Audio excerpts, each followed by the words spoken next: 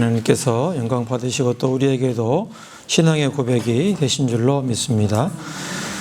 생일을 앞둔 어느 아내가 남편에게 받고 싶은 선물에 대해서 은근슬쩍 얘기를 했습니다. 여보, 나 이번 생일에는 0에서부터 70까지 순식간에 올라가는 것을 좀 선물로 받고 싶어 라고 얘기했습니다. 그 아내는 내심 성능도 좋고 빠른 이 오토바이 한 대를 좀 남편에게 선물 받고 싶어서 이런 식으로 얘기를 한 것입니다. 이 얘기를 들은 남편이 미소를 지으면서 여보 걱정 마라, 내가 당신 마음에 들게 잘 준비해 놓을게, 이렇게 대답을 했습니다. 드디어 이제 생일날이 됐는데 아내는 기분이 좋았고 또 원하는 선물을 받을 수 있을 것이라는 그러한 기대에 마음이 설렜습니다. 남편이 예쁘게 포장된 상자를 하나 건넸는데 아내가 볼 때 이 오토바이 열쇠가 들어가기는 좀 커 보였습니다. 상자가. 그래서 아내가 떨리는 마음으로 상자를 받아서 포장을 뜯었는데 그 상자에서 나온 것은 체중계였습니다. 올라서면 0에서 70까지 바늘이 순식간에 올라가는 체중계였습니다. 아내가 오토바이를 선물 받을 것이라고 기대가 잔뜩 했는데 남편은 0에서부터 70까지 속도가 아니라 체중계 바늘이 확 올라가는 걸 생각을 하고 체중계를 사줘서 아내의 이 기대가 한꺼번에 산산조각이 났다는 것입니다. 우리는 인생을 살아가면서 사람들에게 나름 기대를 하며 살아가죠. 정치 지도자들이 바뀌면 이 사람은 또 우리나라를 얼마나 살기 좋은 나라를 만들까, 이런 기대를 나름 하기도 하고, 또 우리가 몸담고 있는 여러 사회 단체에서도 그 사회 지도자들에게 어떤 기대를 하면서 살아갑니다. 여러분, 가정에서도 우리 부모들에게 또 우리 자녀들에게 우리가 어느 정도 뭔가를 기대하며 살지 않습니까? 또 친구 관계에서도 친구들에게 뭔가 기대하는 바들이 있습니다. 우리가 기대하는 그런 기대가 현실에서 이루어지는 때도 있지만 그 기대가 무너져 버리는 일도 우리 가운데 있습니다. 그렇게 기대가 이루어지기도 하고 또 기대가 무너지는 일을 우리가 경험하면서 우리의 인생을 살아갑니다. 이런 기대가 무너지는 일은 신앙생활에서도 있습니다. 하나님께 간절히 뭔가를 기도했는데 그 기도의 응답이 되지 않아서 그 기대가 무너지는 일도 우리 가운데 있습니다. 앞에 이야기처럼 하나님께 오토바이를 기도했는데 하나님이 체중계를 주시는 경우가 우리 신앙생활에도 있는 것입니다. 하나님이 이번에는 꼭 들어주겠지 하고 기대하고 기도했는데 그 결과는 내 기대대로 되지 않는 경험들이 우리 가운데 있습니다. 기도했는데 상황은 나아지지 않고 마음이 점점 힘들어지는 그런 일들이 우리 신앙생활 가운데 있는 것입니다. 오늘 본문에 등장하는 이 두 제자가 바로 그런 상태였습니다. 지금 이 두 제자는 자신들의 기대가 있었는데 그 기대가 무너졌습니다. 예수님에 대한 기대가 있었는데 그 기대가 무너져서 예수님에 대한 믿음조차 이렇게 무너진 상태였습니다. 오늘 말씀을 통해서 기대가 무너져서 혹시 우리의 영적인 눈이 닫혔다면 그 눈이 다시 열리기를 원합니다. 기대가 무너져서 식어버린 가슴이 있다면 그 가슴이 다시 뜨거워지는 은혜가 우리 가운데 있기를 예수님의 이름으로 축복합니다. 첫 번째, 기대가 무너지면 하나님이 보이지 않고 하나님의 말씀도 잘 들리지 않습니다. 우리가 읽은 말씀 중에 누가복음 24장 21절 앞부분에 보면 이 두 제자가 하는 얘기가 나와 있는데 같이 읽을까요? 우리는 이 사람이 이스라엘을 속량할 자라고 바랐노라. 이 두 제자는 예수님께 큰 기대를 품었던 사람들입니다. 예수님이 그 당시 이스라엘이 로마의 압제 가운데 로마의 통치를 받고 있었는데 예수님이 좀 그렇게 기적을 일으키던 그러한 능력을 가지고 이 로마를 좀 쳐부수고 이스라엘을 다시 회복하는, 이스라엘을 다시 독립하는, 이스라엘이 다시 로마로부터 벗어나서 온전한 나라로 서기를 그들은 기대했습니다. 주님께서 그 일을 해 주실 것이라는 그런 기대를 가지고 있었습니다. 그런데 자신들의 기대와는 달리 예수님이 십자가에서 허무하게 돌아가셨습니다. 예수님의 십자가 죽음을 보고 이 두 제자는 이제 모든 것이 끝났다. 우리가 주님께 걸었던 그 기대는 다 무너지고 말았다. 그들은 기대가 무너져서 잔뜩 실망한 마음으로 그들은 엠마오로 가고 있었던 것입니다. 이렇게 기대가 무너져 실망이 너무 크게 되면요, 이 기쁜 소식이 그 귀에 들리질 않습니다. 우리가 읽은 22절부터 우리 24절까지 말씀을 우리 같이 한번 내용을 보며 함께 읽겠습니다. 또한 우리 어떤 여자들이 우리로 놀라게 하였으니 이는 그들이 새벽에 무덤에 갔다가 그의 시체는 보지 못하고 와서 그가 살아나셨다 하는 천사들의 나타남을 보았다 함이라. 또 우리와 함께 한 자 중에 두어 사람이 무덤에 가 과연 여자들이 말한 바와 같음을 보았으나 예수는 보지 못하였느니라 하거늘. 이 두 제자가 이 여인들의 하는 얘기를 들었습니다. 예수님의 무덤에 갔는데 예수님의 시체는 없어졌고 천사가 대신 말하기를 예수님이 살아나셨다, 예수님이 부활하셨다 하는 그런 얘기를 전해 듣고 그 여자들이 와서 제자들에게 다 얘기를 했습니다. 그 얘기를 제자들이 다 들었습니다. 그런데 이 두 제자는 그 실망한 마음 때문에 그 귀가 닫혀서 그 예수님의 부활의 소식이 그들의 귀에 들리지가 않은 것입니다. 기대가 무너지다 보니까 예수님의 부활의 소식, 기쁜 소식이 그들의 귀에 들려오지 않은 것입니다. 또 오늘 본문에 보면 그들의 그 기대가 무너짐으로 그들과 함께한 주님도 그들은 보지 못했습니다. 우리 15절, 16절 말씀 같이 읽어볼까요?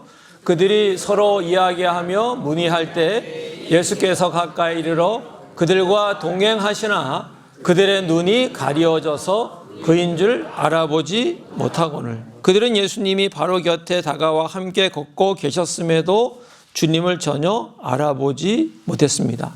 주님이 그들과 함께 했는데 주님이 옆에서 그들의 이야기를 듣고 그들에게 말을 했는데도 그들은 주님을 보지 못했습니다.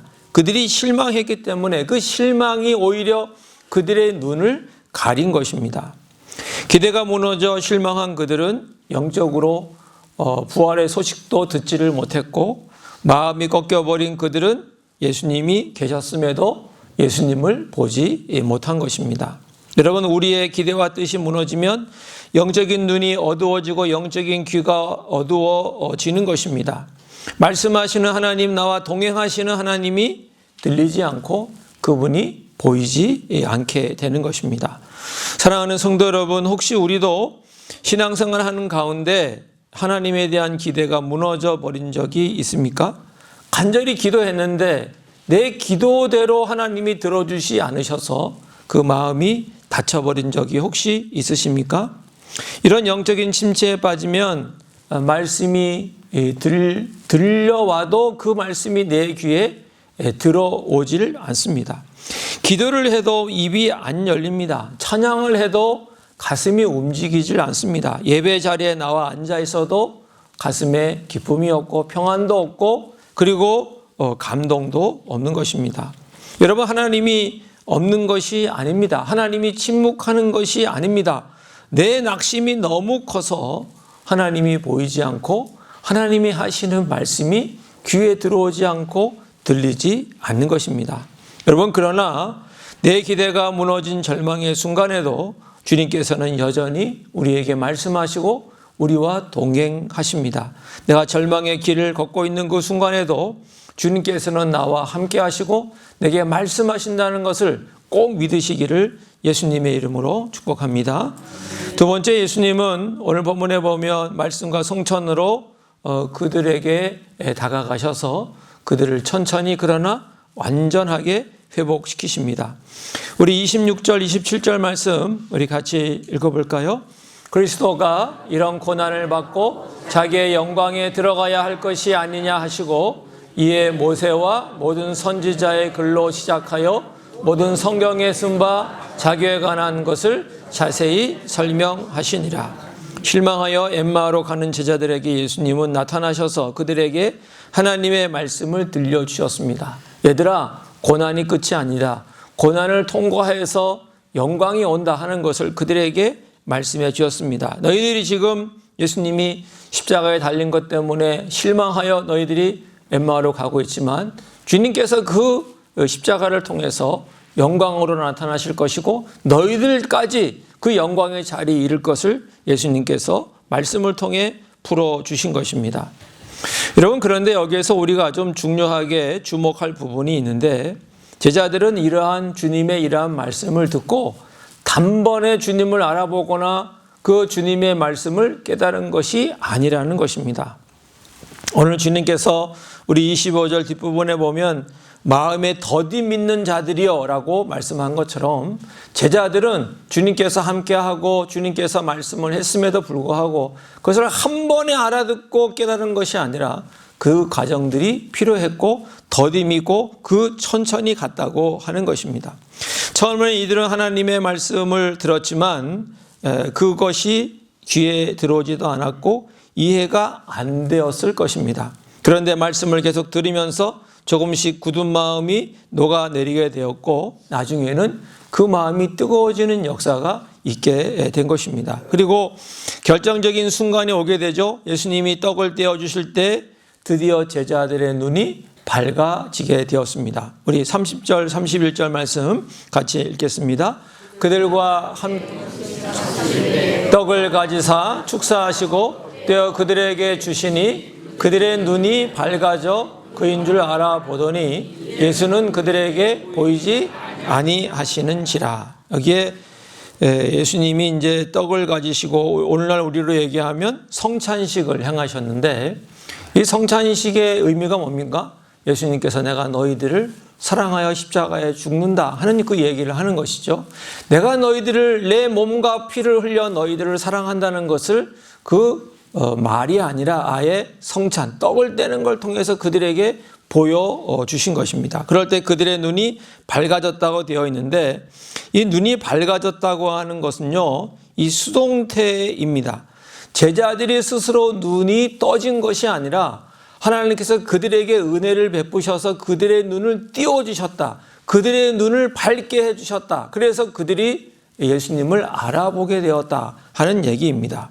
들려지는 말씀으로 마음이 되어지고 보이는 말씀인 성찬을 나눌 때 그들에게 완전하고 완벽한 회복이 일어나게 된 것입니다. 여러분, 실망에서 일어나는 유일한 길은 하나님의 말씀인 줄 믿습니다. 하나님의 말씀으로 내 상황을 해석할 때 우리는 회복됩니다.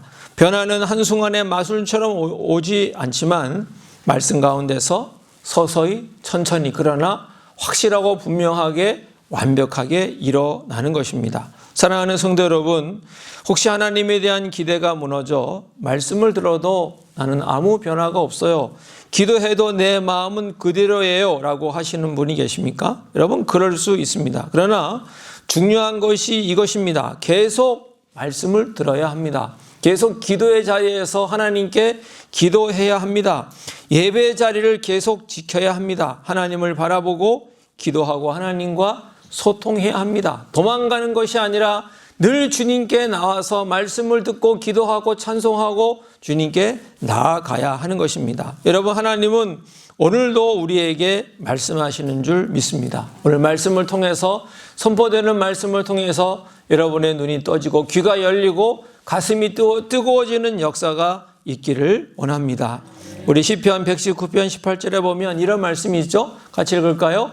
내 눈을 열어서 주의 율법에서 놀라운 것을 보게 하소서. 이 말씀대로 하나님, 내가 내 스스로는 주님을 볼 수 없습니다. 내가 한다고 해서 주의 말씀이 들을 수 있는 것은 아닙니다. 하나님, 내 눈을 열어주시고 내 귀를 열어주셔서 하나님의 말씀을 듣고 주님을 볼 수 있는 그 은혜가 내게 있기를 원합니다. 함께 기도하며 나갈 때 주님께서 우리의 눈과 귀를 여시고 우리로 하여금 하나님의 말씀을 깨닫게 해 주실 줄로 믿습니다.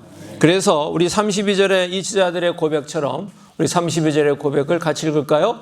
그들이 서로 말하되 길에서 우리에게 말씀하시고 우리에게 성경을 풀어주실 때에 우리 속에서 마음이 뜨겁지 아니하더냐 하고, 이와 같은 은혜가 우리 가운데도 있기를 원합니다. 우리의 눈과 귀가 열리고 가슴이 뜨거워지는 역사가 일어나기를 우리 주 예수님의 이름으로 간절히 축복합니다.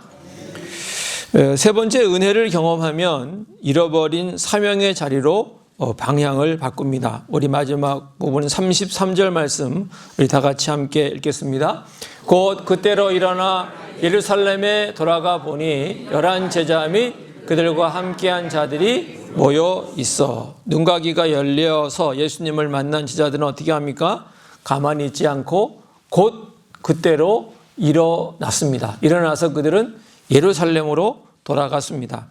그때는 밤이 깊은 때였고 강도가 출몰하는 위험한 시간이었습니다. 그리고 하루 종일 걸어와서 피곤한 그러한 시간이었습니다. 그러나 그들은 즉시 일어났습니다. 그리고 왔던 길을 되돌아서 예루살렘으로 향해 나아갔습니다.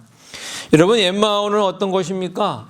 기대가 무너져서 실망해서 그리고 낙심해서 포기하고 도망하는 그러한 자리였습니다. 그러나 그렇다면 예루살렘은 어떤 곳입니까? 거기에는 십자가가 있고 그 예수님의 제자로서의 사명이 있고 거기에는 믿음의 사람들이 함께한 성도들의 공동체가 있는 곳입니다.